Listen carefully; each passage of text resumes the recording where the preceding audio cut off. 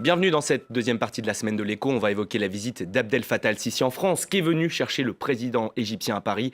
Mes invités en plateau pour en parler. Pascal Devaux, bonjour. Bonjour. Vous êtes économiste chez BNP Paribas. Eduardo Riancipel, secrétaire national du Parti socialiste et ancien membre de la commission de défense. Vous étiez avec nous dans la première partie, tout comme Guillaume Duval, rédacteur en chef d'Alternative économique. Et puis j'accueille Younes Belfalla, économiste et chercheur. Merci à vous quatre d'être là. Le président égyptien était donc en France cette semaine, l'occasion de discuter de plusieurs gros contrats avec des entreprises françaises.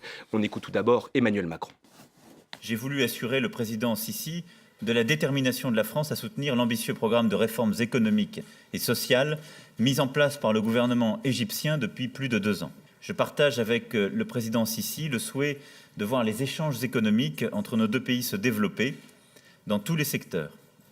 Et pour réaliser cet objectif, nous avons défini ensemble plusieurs secteurs où la France bénéficie d'une expertise reconnue, qu'elle est attendue et où elle peut apporter son concours. Alors à Paris, Abdel Fattah el-Sisi était accompagné de plusieurs ministres, ceux de l'économie, des finances, du commerce et de l'industrie notamment. Pascal Devaux, dans quelle mesure l'Égypte a-t-elle besoin de la France pour surmonter ses difficultés actuelles ? Elle a un peu besoin de la France, mais la France reste un petit partenaire économique de l'Égypte. C'est notre 60e fournisseur à l'échelle mondiale et c'est notre 42e marché d'exportation.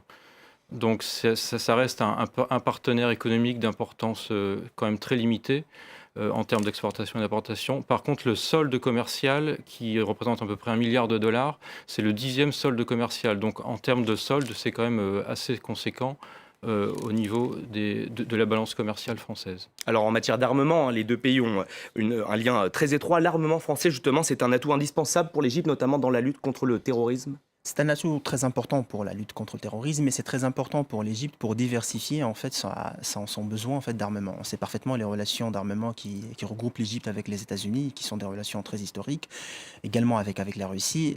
Maintenant, la France c'est le 3e fournisseur en fait d'armement pour l'Égypte. Mais là, il y a un intérêt géostratégique qui est très important parce que pour la France, l'Égypte c'est un poids géographique important, c'est un portail pour les pays de la Corne de l'Afrique et également pour les autres pays du Moyen-Orient.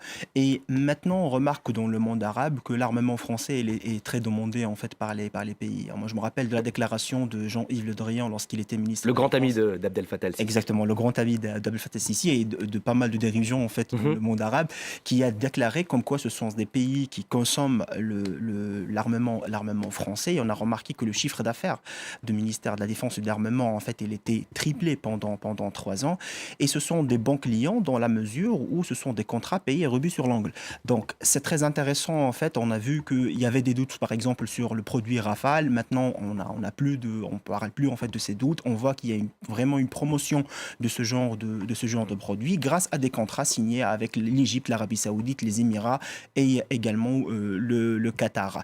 L'intérêt, c'est un intérêt principalement sur des contrats, en fait, d'armement, mais je crois que par la suite, on peut voir également la question de comment peut-on travailler sur des projets ou surtout des alliances, en fait, stratégiques pour que les entreprises françaises peuvent améliorer leurs conditions d'investissement en fait en Égypte. On sait parfaitement qu'actuellement l'économie égyptienne passe par une phase très intéressante, une phase de transition. Il y a déjà un plan d'austérité qui était impliqué par le Fonds monétaire international et ça remontre qu'il faut avoir plus de réformes. C'est un pays où le climat d'affaires il est très difficile avec tous les événements d'instabilité politique, également d'insécurité avec le mouvement terrorisme. Et il a besoin en fait d'un soutien occidental à l'égard de ce soutien du président Macron pour promouvoir les investissements et l'entrepreneuriat. Eduardo Riancipel, finalement, c'est la stratégie de la continuité puisque la France continue à vendre à l'Égypte. C'était le cas sous François Hollande. Je crois qu'il y a une continuité avec la politique qui a été menée pendant le quinquennat précédent avec François Hollande et Laurent Fabius, ensuite Jean-Marc Ayrault et bien sûr Jean-Yves Le Drian à la Défense. Il y a un partenariat stratégique qui a été signé entre la France et l'Égypte. C'est très rare, c'est très important. Il y en a quelques-uns entre la France et le Brésil, par exemple, avec, je crois, l'Australie et avec l'Égypte, tout à fait nouveau. L'Égypte est un pays très important pour la France et pour l'équilibre géopolitique de la région proche et Moyen-Orient. Il participe de cette stabilité. Et après, le coup de force, pour le moins, du général Sisi, qui a fait ensuite un président, il y a une nouvelle page qui est en train de se tourner. Les accords entre la France et l'Égypte se sont renforcés en matière militaire. Moi, je suis favorable à ce qu'on continue de développer un meilleur partenariat pour diversifier justement nos échanges, et en particulier nos échanges économiques et commerciaux avec l'Égypte, mais pas seulement. Moi, je suis très attaché à la géopolitique et à la stabilité du Moyen-Orient, donc à notre propre sécurité. L'Égypte est un acteur très important dans la lutte contre le terrorisme et pour la stabilité régionale. Vous voyez bien la déstabilisation de tous les pays depuis les printemps arabes, les guerres civiles et autres guerres contre le terrorisme. Par ailleurs, il faudra aussi à un moment donné sans doute aller vers une transition et un approfondissement politique en Égypte, avec davantage de démocratie, moderniser la société. Ce sera peut-être pour plus tard. Je crois que en tout cas, il faut faire en même temps, puisque c'est la grande logique du président de la République, en même temps, et bien qu'on fasse en même temps. Mais moi, je suis très réaliste là-dessus. Je crois qu'il y a une continuité. Cette continuité, elle est bonne. Et si on applique les principes qui sont ceux de la France, ça avancera dans le bon sens. On va donner la parole à Guillaume Duval. On le sait, ces dernières années, les banques françaises ont accordé de nombreux prêts au Caire. Est-ce que ce soutien financier est vital pour l'Égypte, ce soutien français ? Oui, il est utile, enfin dans la mesure où l'Égypte, c'est un énorme pays, 96 millions d'habitants, qui n'a pas, contrairement à d'autres pays de la région, de ressources pétrolières importantes. Donc il y a des besoins financiers, en particulier très, très lourds, et qui ont amené justement à une crise dans laquelle le FMI a dû intervenir récemment. Donc effectivement, toutes les sources de financement extérieur sont utiles et importantes pour l'Égypte, qui ne voudrait pas dépendre uniquement des pays pétroliers de la région. Mais pour ce qui nous concerne, pour ce qui concerne la France, je pense que cette affaire est malheureusement illustrative des faiblesses persistantes de l'économie française, et de l'économie française à l'exportation en particulier. C'est-à-dire que notre énorme dépendance à l'exportation sur ces grands contrats d'armement en particulier nous oblige à maintenir des relations très étroites avec des régimes très peu recommandables comme celui de M. Sisi en Égypte, parce qu'on n'est pas capable d'exporter autre chose. Donc les Allemands ont moins ce problème parce qu'ils exportent des choses que les vrais gens achètent, et il n'y a pas besoin que le président aille dans un autre pays pour négocier un truc pour qu'on exporte quelque chose. Donc si on était capable d'avoir une économie exportatrice plus diversifiée, on serait moins dépendant de ces régimes très critiquables sur le plan de notre... et on pourrait leur dire plus de choses sur la démocratie et sur les droits de l'homme. Pensez au Qatar, vous pensez à l'Arabie Saoudite ? Oui, en particulier, mais aussi à l'Égypte maintenant. Dans un contexte comme celui-là, ça nous rend très dépendants de ces régimes peu recommandables. Pascal Devaux, qu'est-ce qui pousse Paris à aider le Caire ? Pourquoi Paris ? Alors, c'est essentiellement pour des raisons stratégiques, mais moi, je ne suis pas très compétent pour vous parler de stratégie géopolitique. En termes économiques, c'est quand même une économie très importante dans la région. C'est une économie qui est relativement diversifiée. Est-ce que c'est une porte ouverte sur le Moyen-Orient ? C'est pour ça que Paris aide ? Une porte ouverte, c'est assez difficile à dire, parce que quand on voit le développement accéléré d'une économie comme Dubaï, qui est une vraie porte ouverte sur le Golfe, pour le coup, la porte ouverte vis-à-vis du Golfe, elle est plutôt à Dubaï qu'en Égypte. Par contre, l'Égypte est un énorme marché intérieur.